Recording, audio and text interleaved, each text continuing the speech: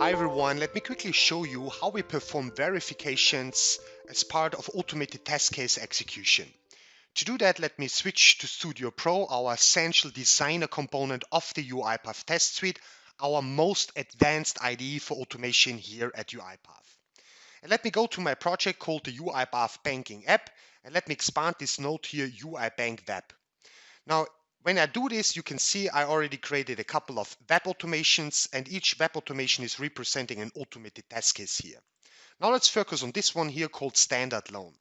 Now, whenever we create an automated test case here internally at UiPath, we like to follow the following structure. So we always provide a given part in our test case. And in that given part, we, for example, describe our preconditions. So here we describe how we launch and configure applications, for example, how we set up our environment. And here we also describe how we create test data that is then being consumed by test case execution. In the when section, we describe the purpose of this test case. So in that case, we create a loan quote in our web application of the UiPath banking application. And in the then section, we describe our post conditions. So here we describe how we, for example, close applications, how we clean up environments to free memory. And most importantly, here we make our verifications, such as in that case, we verify the loan rate. So now let me show you what you can do in order to make those verifications. Now, if you go to the activities panel here in StudioPro and you search for testing, for example, then under the testing node, you find a verification node. And if you expand this node, you find 3 verification activities. Now let's go through them step by step so that you get at least an idea what these verification activities are about. Let's start with this one here, verify expression. So we can just drop it in, expand it. It's a very simple one. Here you can say you want to verify expression like this one is one, a very simple one.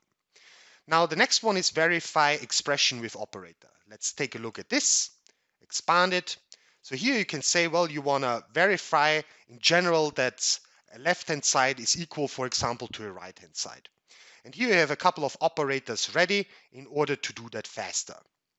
So that's the verify expression activity, and that's the verify expression with operator activity. And the next one is the so-called verify control attribute activity. That's my favorite one, by the way. So let's drop this one in and let's expand it and let's see how it looks like. Now, as you can see, you can drop any other activity onto this so-called verify control attribute activity. And this is exactly what I did here in the example below. So this is the verify control attribute activity. And what I did is I just dropped a get text activity onto that verify control attribute activity. And the reason why I did that is because I want to get the text of a certain UI control in my web application in that case, and then I want to verify the value that is given back by the application against a certain variable called loan rate. So now let's see what happens when we execute that. To do that, let me first of all get rid of these placeholder activities here. Now let's run this test case. To do that, let's first of all reset the filter. Let's go back to the project so that you always see where I am in my project. Now let's run this test case. All we need to do is we need to click on run. What then happens? Studio minimizes, the robot launches, as you can see it in the taskbar. Then we launch our web application. It's called the UI Bank. We click on loans, apply for a loan. Then we enter our email address, a loan amount, a loan term, a yearly income, and an age. Then we click on submit, and then we verify the loan rate on this page. And that was simply too fast for me.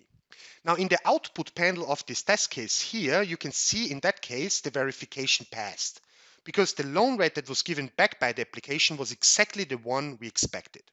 So now let's see what happens when the verification fails. So to do that, let's cheat a little bit and let's alter here the arguments of this test case here. Now let's say, well, I do not expect a loan rate of 8%. I expect a loan rate of 12, for example. Now let's collapse that and let's run this test case again to see what happens. Now again, click on run file, the robot then launches, and the same basically happens as before, but now we make the test case fail. And then I want to show you in StudioPro how that basically looks like. So we enter the same email address, the same loan amount, the loan term, the yearly income, the age. We click on submit, and then we verify here. This loan rate takes a little bit longer. Oh, as you can see, the verification here failed because the value that was given back by the application was not the one we expected. Now this is how it looks like when a verification failed. And that's the short story about the verification activities that are available for you right now in StudioPro.